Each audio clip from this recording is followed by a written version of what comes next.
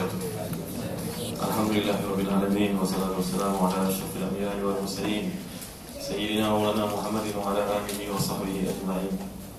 Rabbi shrah li sadri wa yassir li amri wa hlul 'uqdatam min lisani yafqahu qawli. Subhanaka la ilma lana illa ma 'allamtana innaka antal alimul hakim. Subhanaka la nuhsi thana'an 'alaika anta kama athnayta 'ala nafsik. Walakal hamdu hatta tarda wa lakal hamdu idza radita wa lakal hamdu ba'da ridha. Allahumma salli wa sallim wa barik ala sayyidina Muhammad wa ala ali sayyidina Muhammad kama sallaita wa sallamta wa barakta ala sayyidina Ibrahim wa ala ali sayyidina Ibrahim fil alamin innaka Hamidum Majid. Wa ba'd. Tuan-tuan dan puan muslimin muslimat yang dikasihi kerana Allah Subhanahu wa taala. Nampaknya pada malam ini kita beruntung kerana kehadiran seorang sahabat yang amat saya sayangi untuk sama-sama menerangkan kepada kita agar memahami dengan lebih lanjut perkara yang berkaitan dengan hadis dalam hidup. Dan kalau tidaklah menjadi satu perkara yang berat untuk Ustaz Umar, saya memperkenalkan beliau untuk tuan-tuan hayati perjuangan beliau ni. Ustaz Umar Muhammad Nur adalah sahabat yang saya kenali sejak lebih 3 tahun yang lalu. Beliau ni merupakan seorang warga Indonesia yang belajar di sebuah universiti di sana sebelum melanjutkan pelajaran ke Damsyik, Damaskus dalam bidang hadis. Satu program yang diadakan secara bersama di antara kerajaan Syria dengan kerajaan Sudan, dan pengajarannya diadakan di masjid di universiti yang terdapat di Damsyik. Jadi tuan-tuan yang dimiliki Allah sekalian, hadis adalah satu ilmu yang sangat penting. Ya, kalau kita lihat antara ilmu yang paling awal diangkat ke langit oleh Allah SWT ilmu hadis antaranya. Ya, saya ingat pada awal-awal kitab Fathul Bari Ustaz Umar, bila Imam Ibn Hajar mengatakan hani'an li ashabi khairil wara wa tuba li ashabi akhbari wa hum sabaquna ila nasratihi wa nahnu atba'u ansarihi falamma harimna an liqa'i ainihi akafna ala hifdhi atharihi asallahu an yajma'ana kullana bi rahmatin ma'ahu fi darihi. Kata-kata Ibn Hajar ni menampakkan betapa tingginya kedudukan ahli hadis. Jadi alangkah mulianya orang bersama dengan Nabi SAW satu masa lalu memperjuangkannya bersama dengan baginda sallallahu alaihi wasallam. Mereka telah mendahului kita dalam kehidupan memperjuangkan bersama dengan Nabi sallallahu alaihi wasallam. Walau bagaimanapun kita tidaklah berpeluang untuk bersama dengan Nabi, cuma kita duduk menghafaz hadis-hadis yang sampai kepada kita. Mudah-mudahan Allah mengumpulkan kita bersama dengan Nabi yang amat kita sayangi, ya, dalam ridwannya di akhirat kelak. Dalam hadis mengatakan al-mar'u ma'a man ahab, seseorang itu akan berada bersama dengan orang yang dia cinta. Kalau kita cinta kepada artis, ke akhirat besok duduk dengan artis. Kalau kita cinta kepada seorang muhadis, maka ke akhirat besok bersama dengan muhadis, bersama dengan Nabi SAW. Betul para muhadisin. Jadi tajuk kita malam ni tuan-tuan yang berhati dan dikasihi sekalian, Ustaz Umar ni kita datangkan khas dari Singapura.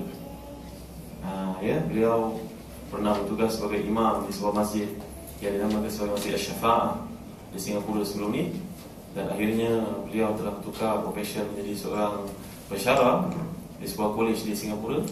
Dan alhamdulillah pada hari ini kita telah pun mendapat keizinan kerajaan untuk membawa beliau datang ke Indonesia sebagai seorang yang terlibat menjayakan misi Telaga Biru dalam penerbitan majalah-majalah Islam. Ya. Jadi insya-Allah mudah-mudahan tambah giatlah kegiatan-kegiatan penulisan majalah dengan sumbangan bersama-sama oleh Ustaz Umar Muhammad Nur. Dan mudah-mudahan tak lama lagi beliau akan berpindah ke Telaga Biru, mungkin dalam sebulan 2 lagi. Sekarang telah mulakan PhD-nya di UM di bawah supervision Ustaz Dr. Fauzi Rahman dalam PhD, ya. Jadi PhD beliau ni mungkin akan menulis tentang manhaj tashih dan juga tadhif di kalangan para ulama. Rupanya ruang untuk mentashih dan juga mentadhifkan hadis ini, ya, adalah berlaku banyak konflik, perbezaan pandangan di antara tokoh-tokoh hadis Ada yang diterima, ada yang ditolak, ada yang dipandang seolah-olah macam tak ada buat sumbangan langsung. Jadi itu manhaj yang akan beliau tulis dalam PhD ni. Itu bahan yang akan ditulis dalam PhD ni. Ya, jadi tuan-tuan yang dirahmati dan dikasihi sekalian, malam ni kita sembang. Start pukul 8 suku, habis pukul 10 suku, boleh? Besok cuti kan? Ya, ampun maaf lah tadi jam dekat saya berjaya 2 jam tuan-tuan, dia pukul 6 sampai pukul 8 kat sini, subhanallah. Baik, jadi tanpa melengahkan masa, kita buka ruang yang selalu ada kepada Ustaz kita, Ustaz Omar, supaya dapat kiranya buat satu introduction terhadap tajuk yang telah kita pilih bersama tentang pengamalan Islam menegakkan syariat dalam kehidupan pada hari ini. Kerana seorang ayah tidaklah sampai tahapnya kepada Luqman. Dia bercita-cita untuk jadi Luqman, tapi nampaknya banyak kelemahan yang berlaku. Dan anak kita pun tak adalah sampai ke imannya si Luqman. Betul kan tuan-tuan? Dan isteri kita membaca tentang Fatimah Az-Zahra radhiyallahu anha wa radhaha, tapi dia tak mampu jadi macam Fatimah. Dia yang suami berusaha untuk menjadi Sayyidina Ali karamallahu wajhah, membacanya, menitis air mata perjuangan beliau, pengorbanannya, kesungguhannya, jihadnya, qiyamul lailnya, puasanya. Ya, semua itu menitis air mata kalau kita baca. Tapi manakah mungkin berulangnya sejarah seorang manusia yang hebat yang Nabi telah pun menggambarkannya sebagai seorang yang sangat cintakan Allah dan Rasul-Nya.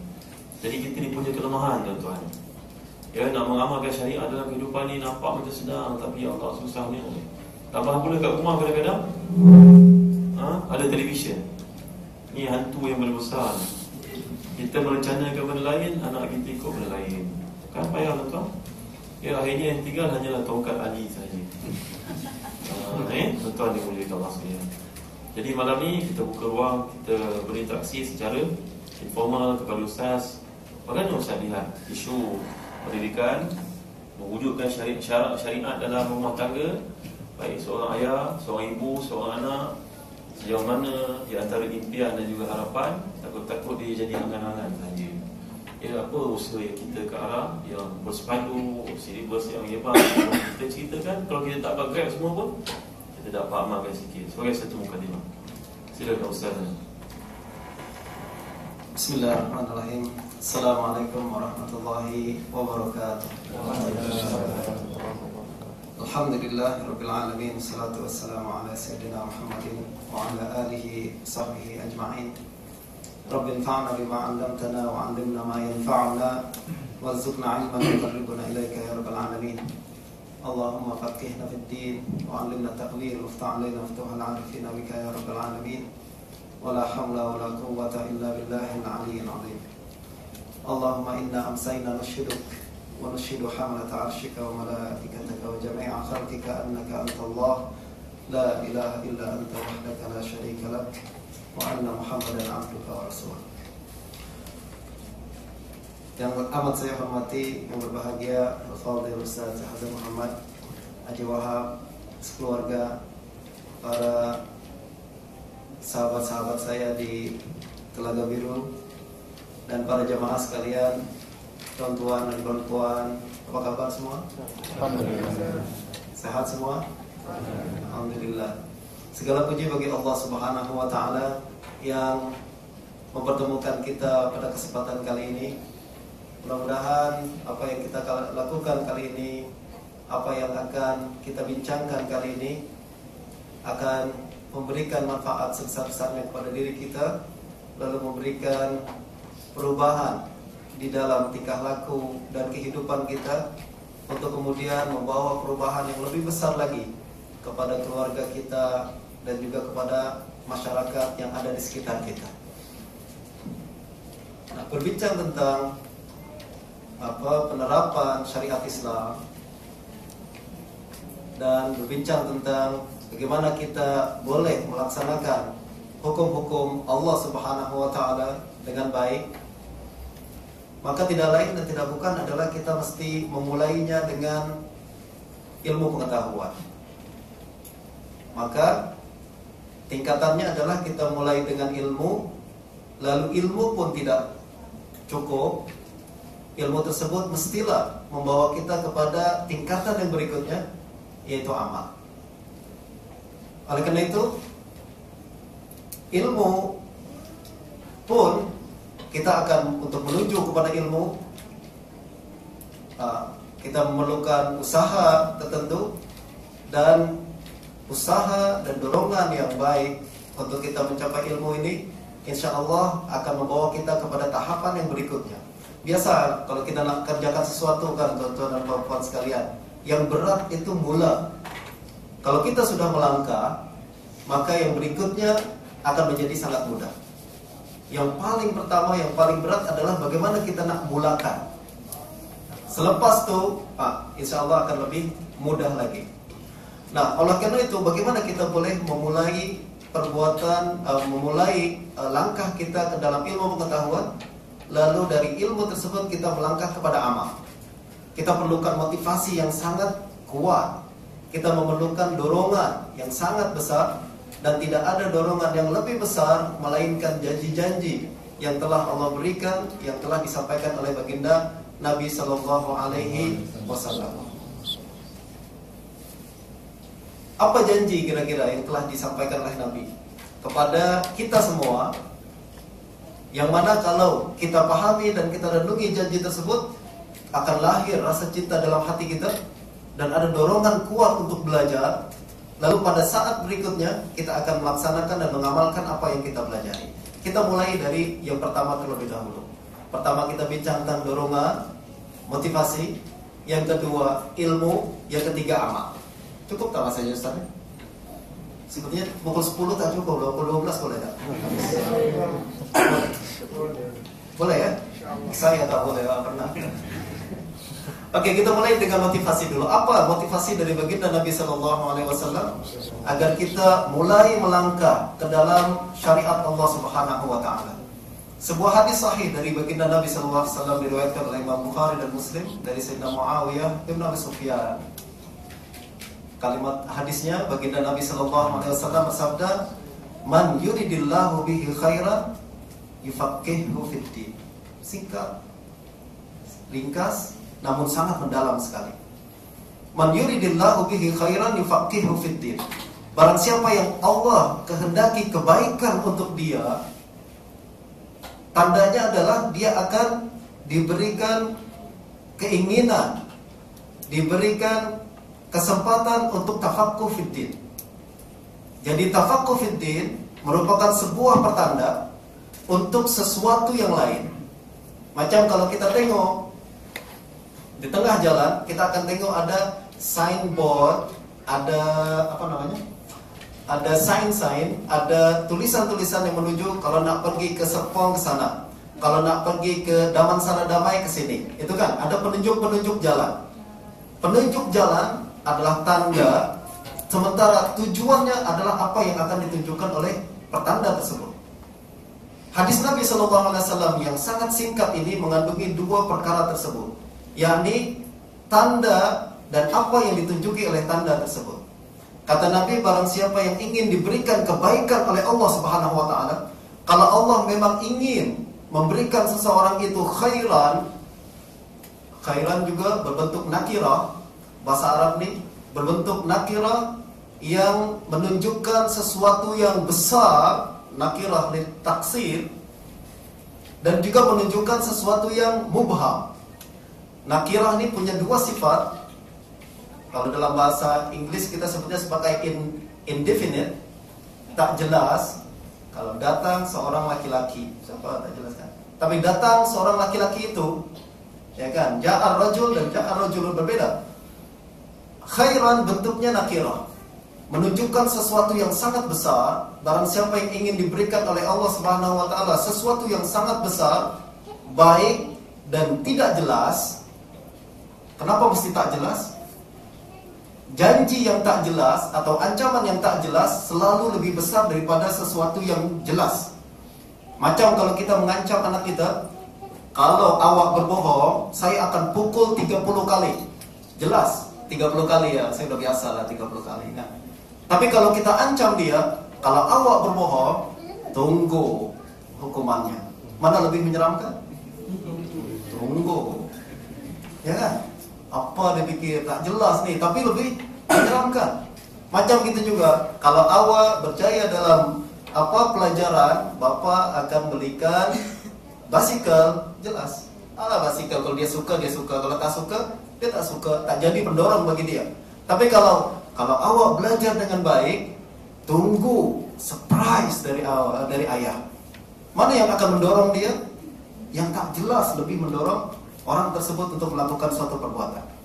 Nah, janji Allah Subhanahu wa taala yang disampaikan oleh baginda Nabi sallallahu alaihi wasallam adalah barang siapa yang akan Allah memang hendak memberikan kepada dia kebaikan yang sangat banyak, dan banyaknya begitu banyak sampai Allah tak sebutkan apa bentuknya, tandanya satu, dia akan ada tergerak untuk tafaqquh fid din. Tafaqquh fid din adalah tanda bahwa Allah memang tengah membukakan berbagai kebaikan-kebaikan, berbagai keuntungan-keuntungan duniawi dan ukhrawi yang tak Allah sebutkan apa bentuknya, tapi akan kita rasakan dalam kehidupan kita. Hadis sahih betul disampaikan oleh Nabi SAW sendiri, dan janji ini mesti jadi kenyataan. Cukup tak untuk mendorong kita untuk mulai tafaqquh fiddin?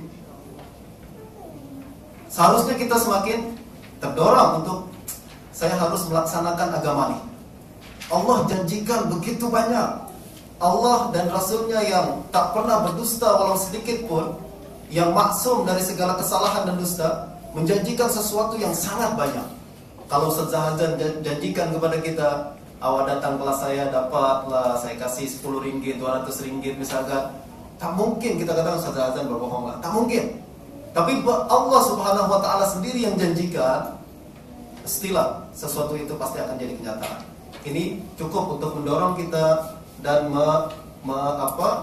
memotivasi kita untuk belajar tafaqquh dan belajar ilmu agama dan syariat kita dengan baik.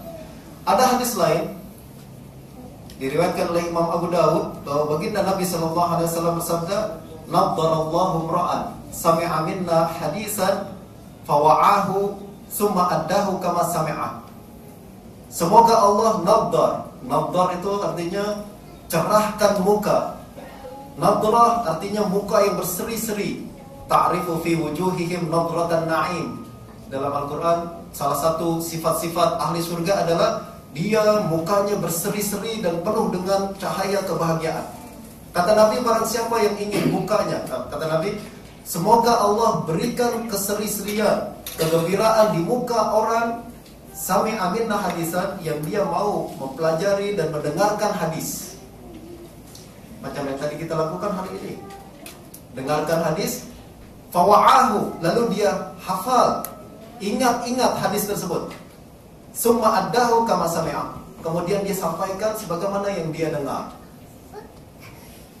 Nabi katakan, Nabi doakan, semoga Allah cerahkan mukanya. Cerah muka ini kata para ulama tuan-tuan, maknanya adalah Allah akan mudahkan seluruh urusan hidupnya. Allah bukakan pintu rizki sebanyak-banyaknya, dan Allah buat agar hatinya setiap hari bergembira. Tak ada masalah sama sekali. Hutang tak ada, bil pun terbayar dengan baik, masalah semua selesai dengan baik.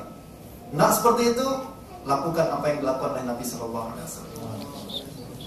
Nabi doakan semoga muka kita berseri-seri. Orang yang masalahnya terlalu banyak masalah, tak akan mungkin berseri-seri mukanya kan. Masalah hari-hari, hutang banyak, istri pun hari-hari kalau kita balik selalu marah-marah, atau anak pun membuat kita marah dengan perilaku dan perbuatannya, tak mungkin mukanya berseri-seri. Nabi mendoakan agar kita berseri-seri, maksudnya semua urusan kita, kehidupan kita, seluruh kehidupan dan masalah kita akan diselesaikan oleh Allah Subhanahu wa taala. Dan ini terbukti tuan-tuan pada zaman sekarang. Barang siapa yang ingin berhijrah kepada jalan Allah, berhijrah meninggalkan gaya hidupnya yang lama, yang jauh daripada ilmu pengetahuan, yang jauh daripada Allah Subhanahu wa taala, yang tak mengenal Al-Quran dan Sunnah sama sekali, niat saja nak keluar daripada lingkaran ini kepada lingkaran yang baru, akan ada perubahan dalam hatinya, akan ada perubahan dalam hidupnya, akan ada kelonggaran dalam segala masalah yang dia tengah hadapi sekarang ini. Tak percaya? Coba. Akan ada perubahan. Syaratnya hati kita betul ikhlas dan niat betul karena Allah Subhanahu wa taala. Selalu walladzina jahadu fina lanahdiyannahum subulana. Barang siapa yang nak berjihad di jalan Allah, baru niat saja, Allah akan sudah berikan berbagai kelebihan, berikan berbagai kenikmatan dan kemudahan di dalam hidupnya. Motivasi. Setelah kita ada motivasi, kita pindah kepada ilmu pengetahuan. Apa sebenarnya yang kita nak pelajari? Apa yang mesti kita pelajari? Tentulah para ulama di sini membagi ilmu pengetahuan menjadi dua bagian. Ada ilmu pengetahuan yang disebut sebagai fardu ain dan ada yang disebut sebagai fardu kifayah. Imam Al-Ghazali dalam Ihya menyebutkan dan membagi ilmu tersebut menjadi dua bagian tersebut. Fardu ain adalah ilmu yang mesti kita ketahui. Sebab hidup kita tak boleh berlangsung dengan baik kalau kita tak tahu ilmu tersebut. Selama ini kita tahu fardu ain apa? Wudu, sholat, zakat gitu kan. Sebenarnya adalah lebih daripada itu. Fardu ain adalah sesuatu yang berkaitan rapat dengan hidup kita. Barang siapa yang hidupnya berkenaan hari-hari berbincang tentang muamalah, jual beli, fardu ain bagi dia untuk mengetahui hukum jual beli. Barang siapa yang hari-hari hidupnya berkaitan dengan penyembelihan hayawan, fardu ain baginya untuk mengetahui bagaimana menyembelih hayawan dengan baik. Kalau saya tak berkaitan dengan menyembelih hayawan, tak wajib bagi saya untuk mempelajari ilmu menyembelih hayawan. Fardu kifayah bagi saya. Kalau ada orang lain, maka gugur kewajiban tersebut. Kalau tak ada, maka itu menjadi sesuatu yang mesti ada orang yang mengetahui perkara tersebut. Nah, ketahui fardu ain dengan baik dan coba untuk kuasai ilmu-ilmu yang berkenaan dengan kehidupan kita. Saya ingat pernah menulis dalam kolom Mahmudah bahwa seorang Imam Bukhari rahimahullah, Muhammad bin Ismail al-Bukhari, beliau berkata, sejak saya berakal, tak pernah saya melakukan sesuatu tanpa ilmu. Nak melakukan sesuatu mesti saya tahu apa hukumnya. Nak duduk, apa hukumnya? Nak berdiri, apa hukumnya? Nak menggaruk rambut pun, apa hukumnya? Karena beliau ahli hadis, maka beliau akan bertanya, kalau saya menggaruk, bagaimana sunnahnya dalam menggaruk? Kalau saya berdiri, bagaimana berdiri, sunnahnya dalam berdiri? Pada suatu ketika saya pernah berziarah ke seorang ulama di Syria. Beliau Abul Huda Al-Yaqubi. Mungkin siapa yang pernah tengok YouTube, pernah tengok beliau. Saya pernah datang dan berziarah ke rumah beliau, lalu disediakan sepinggan berisi buah anggur, diletakkan depan saya. Dipersilakan, sila minum, sila makan. Dia tanyalah ke saya, belajar di mana, apa yang dipelajari? Oh, setelah aja macam tadi jelaskan, belajar hadis lah, itulah, ya Allah, malunya saya. Sebab dia pun tanya ke saya, belajar apa? Hadis, loh, hadis. Dia nak tengok bagaimana orang ini belajar hadis, mengamalkan sunnah ke atau tak. Karena orang hadis kan, hadis saja dipelajari, baca, fadail amal semua dibaca, tapi tak laksanakan sunnah sama sekali. Macam kita, macam saya lah kan. Nah, apabila diletakkan buah tersebut, dipersilakan sila makan. Saya komentar, gimana cara makan buahnya, apa sunnahnya makan buah anggur nih. Tapi makan macam mana? Saya makan tak berani, saya tak makan tak sedap. Anda makan aja lah, kan? Makan, lalu bijinya saya letak macam kita makan buah anggur, biji kita keluarkan dari mulut lalu letak di meja. Dia tegur dengan sangat sopan sekali, dengan baik. Sunnahnya kalau letak biji itu kita keluarkan dengan lidah kita pakai tangan kiri nih. Letak sini, letak. Allah, malunya saya. Sampai nak letak biji pun kena tahu bagaimana nak mesti lakukan. Ya kan? Untuk yang baik-baik kita gunakan tangan kanan, untuk yang kotor-kotor sholat tangan kiri kan? Termasuk kita ambil buah tersebut tangan kanan, kita keluarkan bijinya tangan kiri, letak. Ya Allah, malu. Sampai yang kecil pun ada ilmunya. Sampai kecil pun ada ilmunya. Oleh karena itu, dalam ahli hadis, kalau kita nak tengok ilmu masuk ke dalam ilmu riwayat hadis, para ahli hadis sangat selektif sekali untuk melihat siapa orang-orang yang akan dijadikan gurunya. Apakah orang tersebut layak untuk menjadi meriwayatkan hadis atau tak? Zaman sekarang, kalau kita melihat zaman dahulu, ahli hadis adalah sebagai ulama. Zaman sekarang juga orang-orang yang akan kita jadikan ilmu guru dan sumber fatwa untuk mengajarkan kita dan membawa kita kepada Allah Subhanahu wa taala, mestilah kita pilih dengan selektif. Tak boleh kita sembarang orang kita ambil. Maka dalam kajian hadis tak boleh kita mengambil hadis dari orang yang tak kita kenal identitinya. Majhul sama sekali, itu bukan sumber yang reliable untuk meriwayatkan hadis. Begitu juga orangnya ada, identitinya ada, tapi dia tak melaksanakan hukum dengan baik. Maka ada seorang ulama yang apabila datang ke seorang ahli hadis, lalu ditengok dia berlalu di depan rumahnya, dengar dalam rumahnya ada suara tanbur. Tanbur itu apa terjemahnya, Mas? Macam pompang ya? Drum, macam drum. Dia berlalu depan rumahnya, ada orang bermain drum dalam rumah ulama tersebut. Dia katakan, saya tak nak belajar sama dia lagi. Besok kita berlalu depan rumah saya, setiap rumahnya, dengar ada suara musik. Wah, besok kita pangkal ya. Tak boleh lagi kita ambil apa-apa yang kita pelajari daripada dia. Mesti jaga diri kita. Oleh karena itu, karena ini ilmu agama, yang pertama ilmunya penting, dan kita mesti tahu siapa yang mesti kita ambil ilmu tersebut.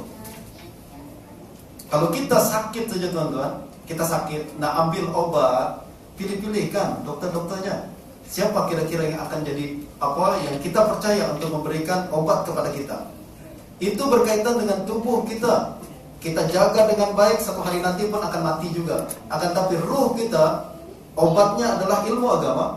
Oleh karena itu kita mesti betul-betul selektif dan betul-betul menjaga dan memperhatikan siapa orang-orang yang akan memasukkan obat tersebut ke dalam otak kita. Salah orang, salah obat, pengaruhnya sangat fatal sekali. Oleh karena itu para ulama memberi aturan antara lain seperti tadi.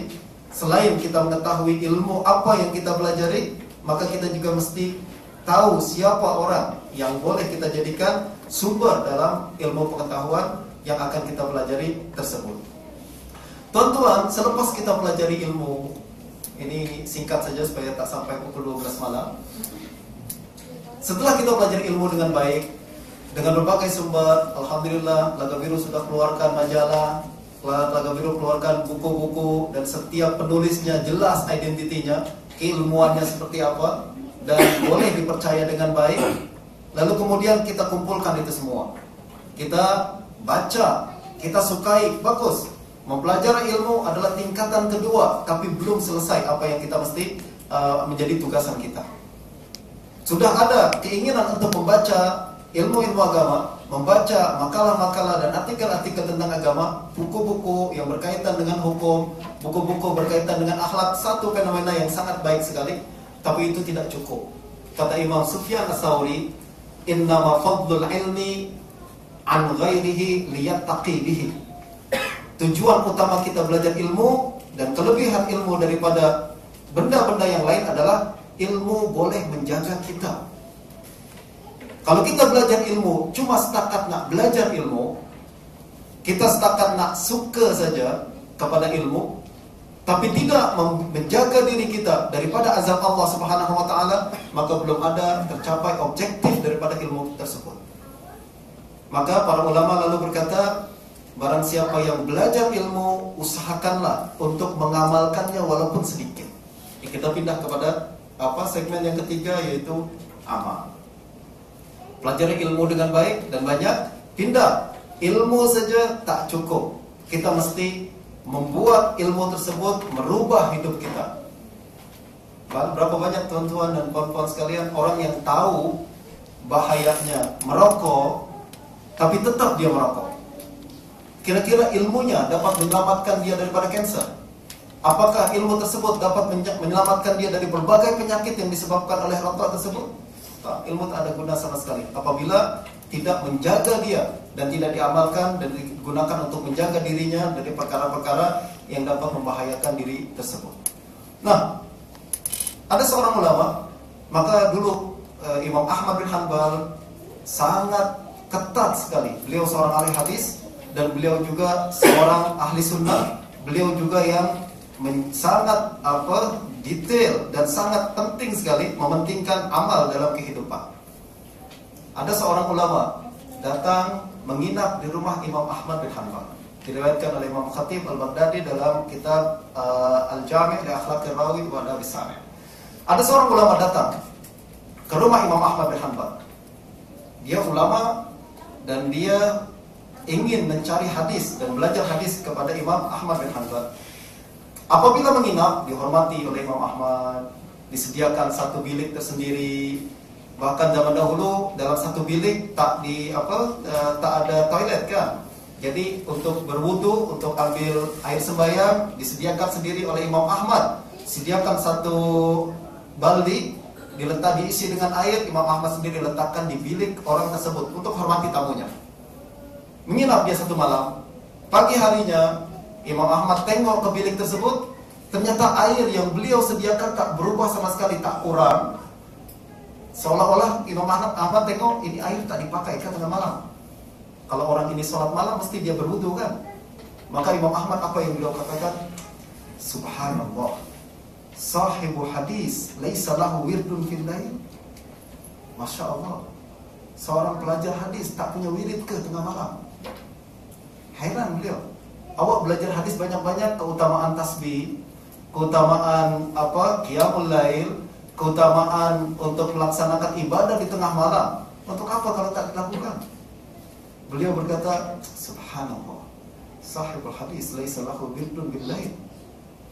Orang belajar hadis, belajar ilmu agama tapi tak punya wirid di tengah malam. Wirid wajib ke tak wajib? Tak, sunnah. Tapi awak ni pelajar ilmu agama, awak sudah belajar agama, mesti berbeda dengan orang-orang yang lain.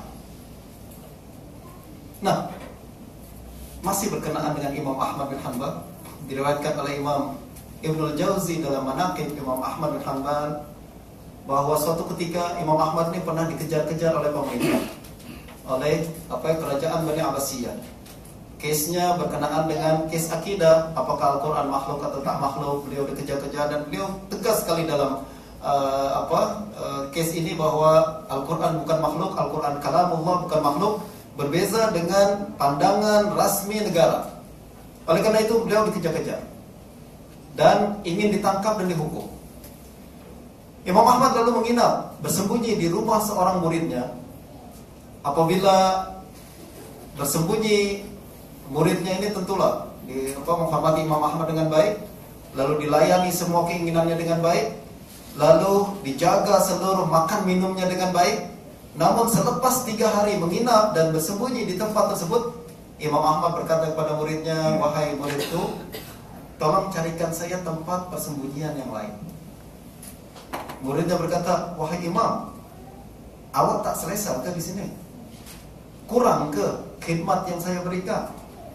Apakah saya tak cukup berkhidmat kepada Tuhan sehingga Tuhan nak minta carikan tempat persembunyian yang lain? Kata Imam Ahmad, tak. Tapi tolong awak carikan tempat persembunyian yang lain. Kalau sudah dapat nanti saya akan berikan kenapa alasannya saya minta dicarikan tempat yang baru. Carilah. Murid ini cari tempat tersebut yang lain, sudah dapat, dia kembali lagi ke rumah. Dia katakan, wahai Imam, kita sudah dapatkan tempat yang baru. Apa kira-kira alasan Tuhan sehingga minta tempat yang baru ini?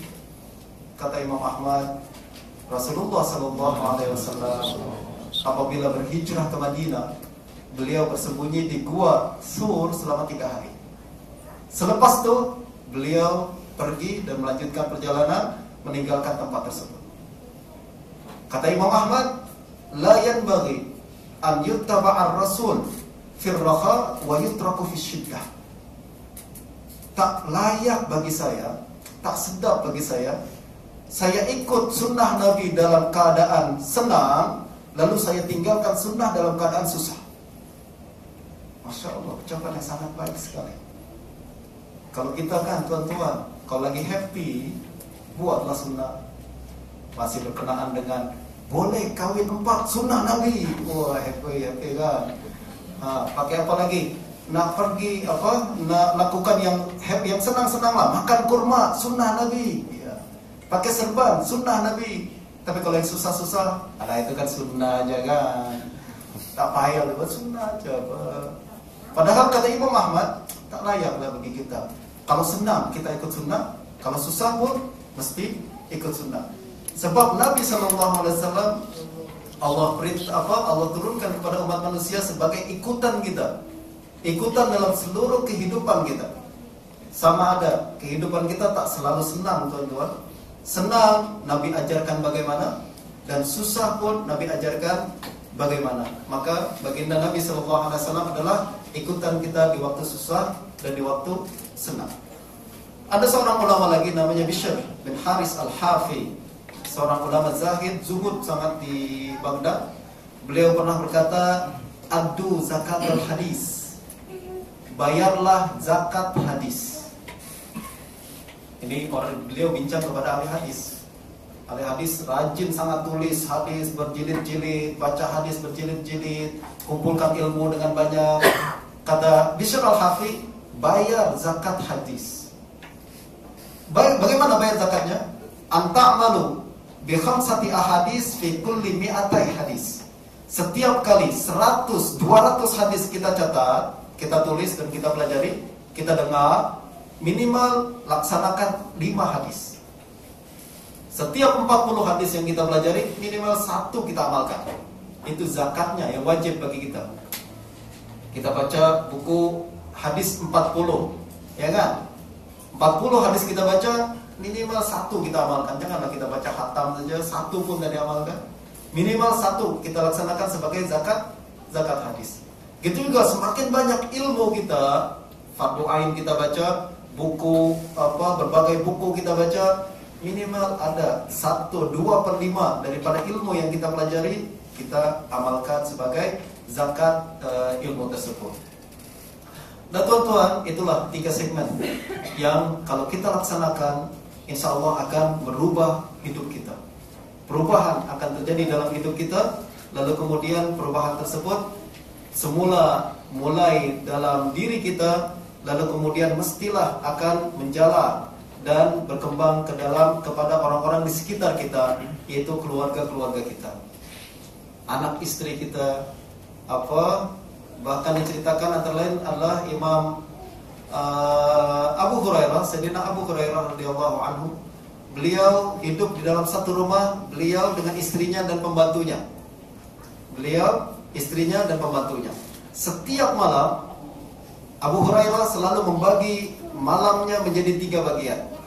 Yang pertama, dari malam yang pertama, misalkan dari pukul 9 sampai pukul 12, Sayyidina Abu Hurairah bangun untuk melaksanakan sholat selama beberapa jam. Kalau beliau sudah penat, nak berehat, dia akan bangunkan istrinya. Awak sekarang giliran awak. Sholatlah istrinya berapa jam. Kalau sudah penat, dia akan tidur. Sebelum tidur, dia akan bangunkan pembantunya. Giliran awak sholat malam. Di akhir nanti, dia akan bangunkan keseluruhannya untuk sholat subuh. Wah, ini yang dilakukan oleh ulama kita. Kerjasama dalam keluarga. Kehidupan nih, kalau kita berjalan seorang diri akan sangat berat sekali. Akan tapi kalau ada orang-orang yang satu tujuan dengan kita, dan kedua semuanya mempunyai destinasi yang sama, insya Allah akan menjadi sangat mudah untuk kita lalui bersama. Saya rasa saya berupaya cakap Ustaz. Nah, insya Allah kita kembalikan kepada Ustaz Azhar Muhammad dan untuk input yang lebih banyak lagi, insya Allah. Alhamdulillah wassalatu wassalamu ala rasulillah. Nampaknya apa yang usahakan sebenarnya banyak nak sambung, tapi takut putus idea Ustaz Umar. Bagi saya ilmu hadis adalah satu ilmu yang sangat hebat. Ingat saya tuan-tuan yang rahmati dan dikasihi Allah sekalian, waktu belajar hadis dengan guru kami di Baghdad, di Jordan, seorang guru di Baghdad, Syekh Maulana Dr. Walid Al-Ani Al-Hasani. Allahu Akbar, cerita seorang bagaimana muhadis ini punya cara hidup. Imam Ahmad yang digambarkan oleh Ustaz Umar tadi, memakai sepatu sandalnya selama 18 tahun tak pernah tukar. Ya, umurnya 11 tahun, ibunya sedang menghafazkan dia Al-Quran Karim, menggerakkannya untuk bangun qiyam, bangun Ahmad, bangun tahajud. Ya, dan kemudian dihantar untuk pergi menuntut ilmu dengan bekal yang sangat minimal. Bayangkan tuan-tuan, Imam Ahmad ni berkahwin pada usia 40 tahun. Baik Ustaz. Ya, satu soalan yang Ustaz sebut tadi berkenaan dengan satu bahagian yang Ustaz sebut tadi berkaitan hadis dan juga sunnah. Pernah seorang berkata bahawa Sufyan Ats-Tsauri adalah seorang imam bil hadis. Imamnya ahli hadis. Sufyan bin Uyainah pula adalah seorang imam dalam sunnah. Sufyan bin Uyainah namanya Sufyan juga. Tapi Imam Malik adalah imam dalam kedua-duanya sekali. Imamun fil hadis wa imamun fis sunnah, imamun fihima jami'an. Baik sama, ada dua soalan di sini. Ya, sama terang bagi kita. Apa beza antara sunnah dan juga hadis, Ustaz? Untuk pengetahuan yang datang di sini, apa beza antara sunnah dan juga hadis? Itu soalan pertama. Soalan kedua, tadi Ustaz gambarkan tentang motivasi, tentang ilmu, tentang amal. Bagaimana orang macam Imam Ahmad ni, kematian ayah daripada kecil, ibunya punya dorongan yang tinggi. Apa masalah kita pada hari ini nak banding dengan Imam Ahmad?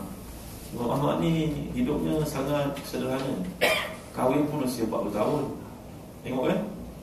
Kerana sibuk dalam menuntut ilmu. Dari satu tempat ke tempat yang lain, untuk belajar satu hadis pergi tempat yang jauh. Jadi dua soalan di sini. Cuba Ustaz ambil peluang untuk terangkan kepada kita.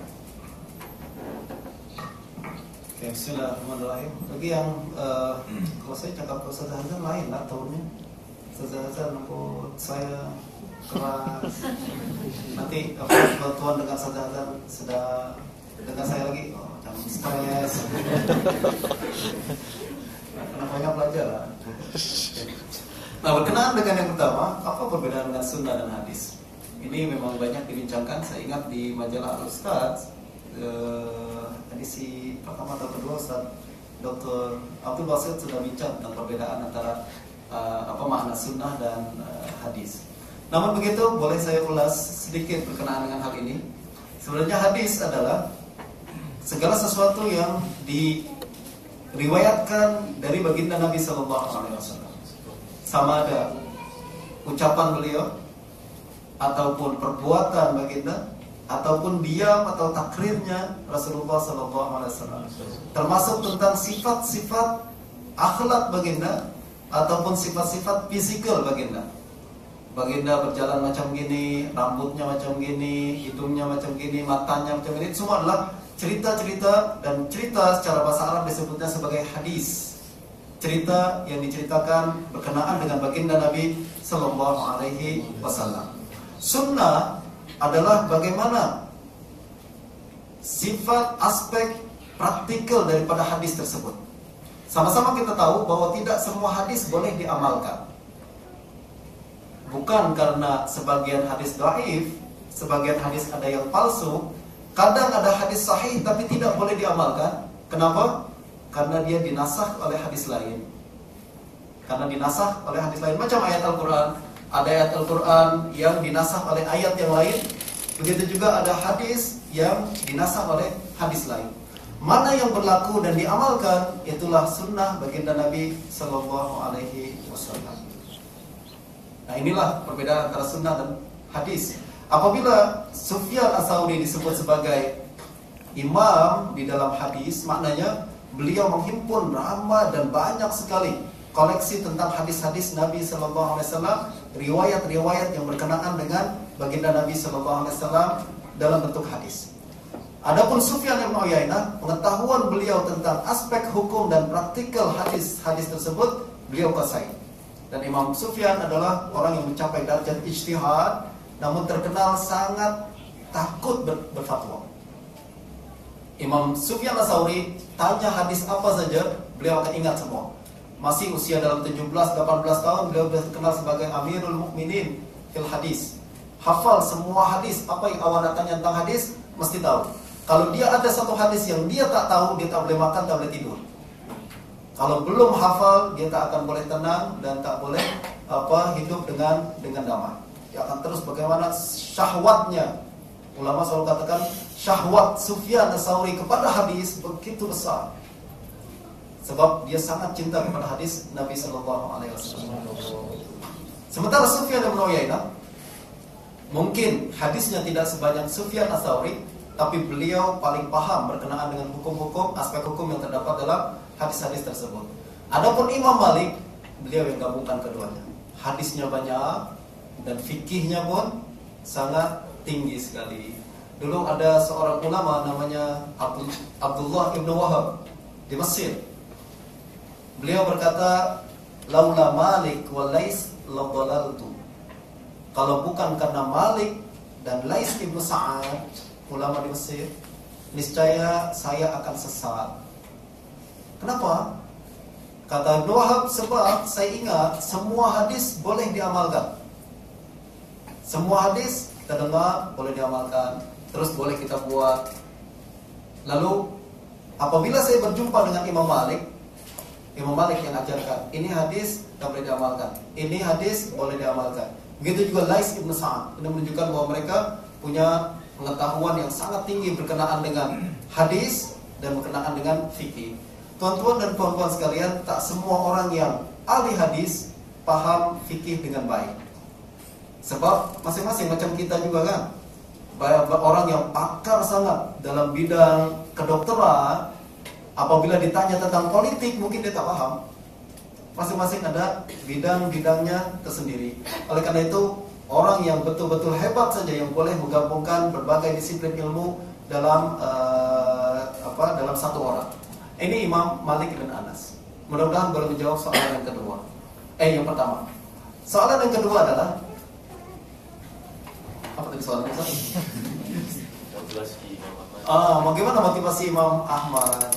Tuan-tuan dan puan-puan sekalian, kalau kita bayangkan dan kita baca riwayat hidup para ulama, lalu kita bandingkan dengan hidup kita, betul-betul berbeda 180 degrees. Betul-betul berbeda, bertolak belakang sama sekali. Bukan karena zaman mereka yang berbeda, bukan karena fasiliti yang kita miliki dan mereka tak punya. Padahal kalau kita bandingkan, kita lebih mudah untuk mendapatkan ilmu pengetahuan dibandingkan dengan Imam Bukhari dulu. Imam Bukhari tak punya, kalau kita sekarang kuasai hadis dalam satu CD saja kan, dan kita nak cari sesuatu tinggal search saja dalam internet, keluar berbagai informasi berkenaan dengan ini. Dulu Imam Bukhari cari satu hadis pun kena keluar dari Bukhara sampai ke Makkah, Hijaz, kemudian sampai ke Irak dan ke tempat-tempat yang lain. Kita tinggal ada di ujung jari kita. Apa masalahnya? Kenapa kita tak jadi macam Imam Bukhari? Ternyata masuk perbedaan kita yang paling besar adalah apa yang berada di dalam hati kita, pikiran kita. Kita mementingkan, apa yang kita pentingkan berbeda dengan apa yang mereka pentingkan. Apa yang kita inginkan berbeda dengan apa yang mereka inginkan. Apabila seperti Imam Ahmad bin Hanbal, orang tuanya dan orang-orang yang ada di saat itu, mereka melihat bahwa kedudukan di sisi Allah jauh lebih penting daripada kedudukan di sisi manusia. Oleh karena itu yang mereka inginkan, agar anak-anak menjadi apa yang seperti yang mereka ingini. Nah, kita ambil satu contoh seorang ulama hadis. Beliau bernama Hasan bin Muhammad An-Naisaburi, dikenal dengan Abul Walid An-Naisaburi, seorang guru daripada Imam Hakim An-Naisaburi. Siapa yang pernah belajar hadis, tengok diriwayatkan oleh Imam Hakim misalkan, salah seorang gurunya adalah Hasan bin Muhammad Abul Walid An-Naisaburi. Beliau bercerita bahwa ibunya pernah bercerita kepadanya. Ibunya berkata, dulu waktu saya hamil, saya pernah datang ke majlis Hamzah, Abbas bin Hamzah, seorang ulama besar, datang ke negeri kita. Lalu dia buka majlis hadis, belajar ilmu-ilmu agama diajarkan di situ. Kebetulan majlis yang beliau buat adalah pada 10 hari bulan Zulhijjah,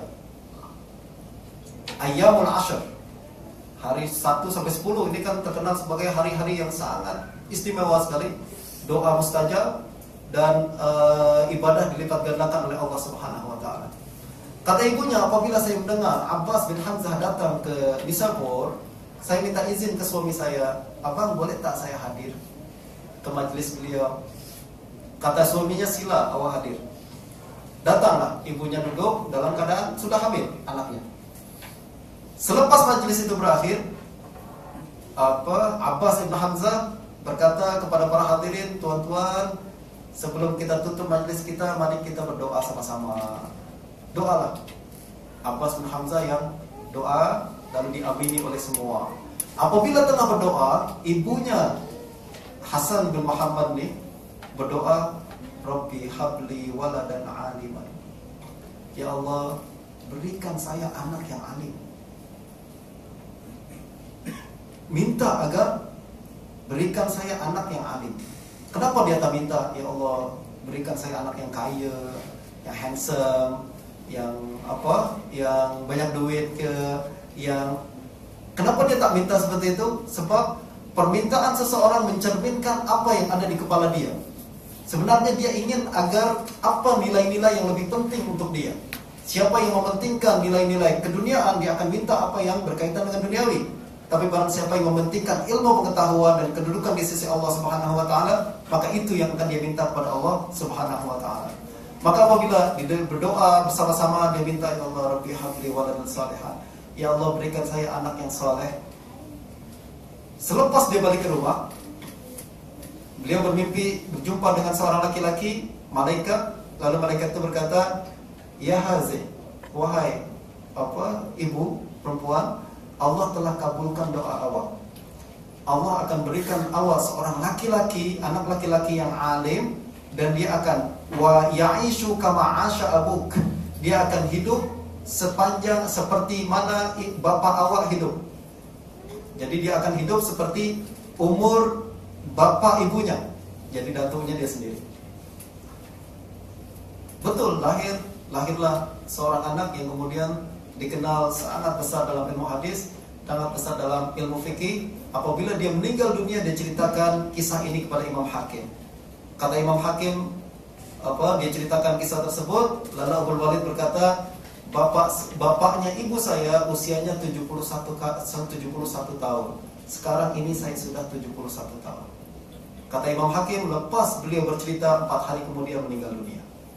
Benar seperti apa yang disampaikan dalam mimpi tersebut. Nah, inilah tuan-tuan sekalian, kalau kita ingin dekat, kita menginginkan kita punya nilai-nilai yang sangat tinggi, kita ingin agar pikiran kita selalu mengharapkan apa yang di sisi Allah Subhanahu wa taala, maka kita akan meminta sesuatu itu kepada Allah Subhanahu wa taala. Kita akan coba dan ingin agar mempunyai dan diberikan anak-anak yang soleh. Diceritakan antara lain juga Imam Al-Ghazali. Bapak beliau setiap kali, dulu orang biasa saja, bapaknya Imam Ghazali. Diceritakan oleh Imam Tajuddin As-Subki dalam Tabaqat Syafi'iyah Kubra, bahwa bapaknya Imam Ghazali itu orang biasa saja. Tapi setiap kali berjumpa dengan orang alim, dia selalu hadir, khidmat, lalu kemudian menangis, mendengarkan ceramah dan meminta kepada Allah Subhanahu wa taala, ya Allah, berikan saya anak yang alim, berikan saya anak yang saleh, berikan anak yang dekat dengan Allah Subhanahu wa taala. Lahirlah anak-anak seperti Imam Ghazali dan saudaranya Imam Muhammad Al-Ghazali dan Ahmad Al-Ghazali. Dua-dua juga seorang ulama yang sangat besar sekali. Tuan-tuan, ini menunjukkan bahwa bagaimana kita nak menciptakan anak yang saleh semacam Imam Ahmad, mestilah kita menjadi ibu-ibu yang saleh macam ibunya Imam Ahmad. Kalau kita ingin mempunyai anak-anak yang saleh seperti Imam Abdul Walid An-Naisaburi, hendaklah kita menjadi orang-orang tua yang seperti orang tua beliau. Mustahil sekali lahir seorang anak yang besar sekali, sementara orang tuanya tak pernah punya keinginan untuk bahkan tak pernah minta kepada Allah Subhanahu wa taala untuk diberikan anak seperti itu. Jadi apa yang kita inginkan, kita minta sekarang, lalu kita minta agar Allah kabulkan apa yang kita minta tersebut. Allahumma.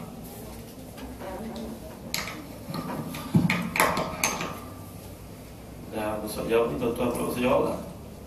Okey. Sebenarnya tuan-tuan yang boleh kat sekalian ni, Ustaz Umar jadi betulkan niat dari semula. Kenapa kita nak anak-anak kita jadi orang saleh, kan? Kadang-kadang ramai yang datang berjumpa dengan sesahabat di kalangan ustaz-ustaz yang masuk TV, Ustaz Umar, jadi kawan-kawan anak lah ni, jumpa, Ustaz, saya nak anak saya belajar agama, Ustaz, saya nak dia hafal Quran, Ustaz. Masya Allah, semangatnya, motivasinya tinggi. Tapi bila tanya oleh Ustaz ni, kawan baik saya, pakcik ataupun abang ataupun tuan, kenapa nak jadikan anak ni seorang hafiz? Supaya dia masuk TV macam Ustaz? Allah Akbar. Daripada awal niat dah tak betul, tuan yang dimuliakan Allah sekalian ni. Yang disebutkan tadi, bezanya niat antara seorang ayah yang saleh yang digambarkan oleh Allah Subhanahu Wa Taala masa anak-anak dalam perut itu tuan. Falamma taghasha hamalat hamlan khafifan famarrat bih.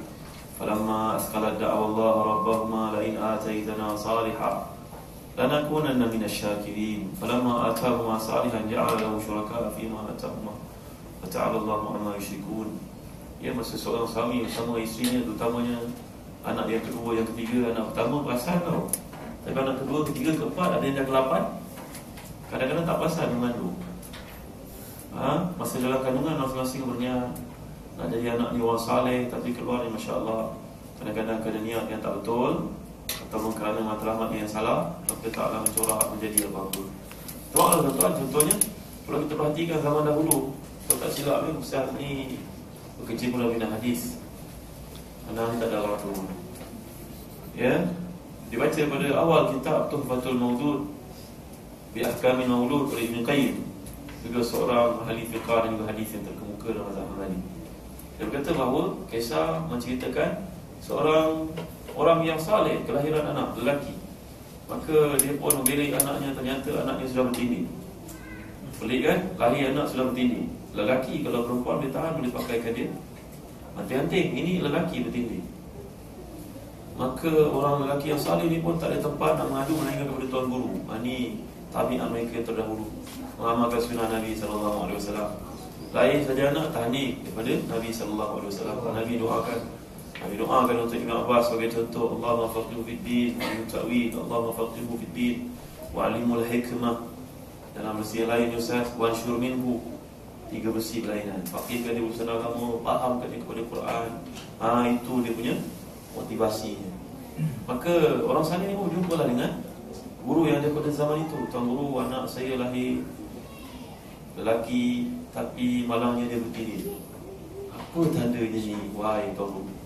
Tuan guru ni jawab, bimbinglah dia sama ada dia jadi imma salihun minas sulaha wa imma talihun minat tulaha. Sama ada dia jadi orang paling saleh pada zamannya ataupun jadi orang paling talih. Allah lah kabutlah bapa dia balik pulang beritahu isterinya, sayang, nampaknya kau dah besar, kita kena jaga budak ni, dia ada satu kelainan yang luar biasa, keluarbiasaan. Allah dah bagi kepada kita satu isyarat, kalau tak jaga dia jadi orang paling teruk kali pada zaman ni. Marilah sama-sama kita mendidik dan membimbing, mengasah, membahagikan masa dengan baik. Kerja ada, kawan-kawan ada kan tuan. Waktu untuk anak pun kena ada. Saya takut saya orang paling gagal bercakap amin tuan. Ya, doakanlah mudah kita dah baiki diri kita ya. Maka si bapa ni dengan isterinya berusaha untuk mendidik anak ni, dan akhirnya kalau tak silap Ustaz, atas ingatan anak, jadilah anak ini tuan gurunya kepada Abu Hanifah, yang jadi seorang alim yang terkemuka, Ishaq bin Rahwiyah, Ishaq bin Rahway. Ustaz, seperti disebut dalam awal kitab Tuhfatul Maudud oleh Imam Ibn Qayyim. Jadi tuan-tuan yang mulia kat sekalian, jadi kita dah cerita seringkas tentang sunnah, tentang hadis, tentang pengalaman para ulama. Sekarang Ustaz, ialah cabaran yang kita lalui. Kadang-kadang orang bertanya, alangkah baiknya kalau kita hidup zaman Imam Bukhari dulu. Ya, alangkah baiknya kalau kita hidup zaman, sebagai contohnya, seorang yang terkemuka namanya Sulaim As-Suyuti dekat Syria lebih 100 tahun yang lalu barangkali. Kan kebaik kalau kita hidup zaman kerajaan Islam Osmaniyah, bila Islam didaulatkan, kegiatan-kegiatan agama diberi keutamaan, siaran-siaran melalaikan dan juga kehidupan yang seperti sekarang ini tidak mereka lalui. Apa komen Ustaz? Kerana yang ada di depan ni merupakan ayah, merupakan ibu yang berusaha, tapi dalam setiap usaha kadang-kadang kita rasa macam nak putus asa. Allahu Akbar, inilah yang mampu nak, yang mampu sediakan untuk kamu. Ya, ayah galakkan kamu untuk pergi ke majlis ilmu, tapi kamu kata kamu uzur anak perempuan tentunya. Duduk kat rumah tengok TV, jangan pandang belakang. Kan, atau main game, main ribet. Ini Ustaz, ini adalah nazaat, ini adalah tarikan-tarikan dalam hidup kita yang menyebabkan kadang-kadang kita rasa, Allah, macam mana aku nak buat ni? Kawan-kawannya dia balik ke rumah, kita buka handphonenya, orang muda kan, tengok kawan-kawannya berparti dengan perempuan yang bajunya pun macam tak pakai baju. Ni bapa mengadu ni, bapanya orang saleh datang ke masjid, datang ke surau. Macam mana Ustaz? Inilah dia keadaan yang berlaku. inilah suasana yang kita hadapi. Bagaimana cara pandangan Ustaz untuk menangani perkara seperti ini? Bagi yang awal yang masih kecil, maka dia ada dorongan macam Imam Ahmad tadi, sekolahnya, makanannya, galakannya. Tapi yang dah besar, yang kita telah pun usahakan untuk jadi baik, tapi dorongan ke arah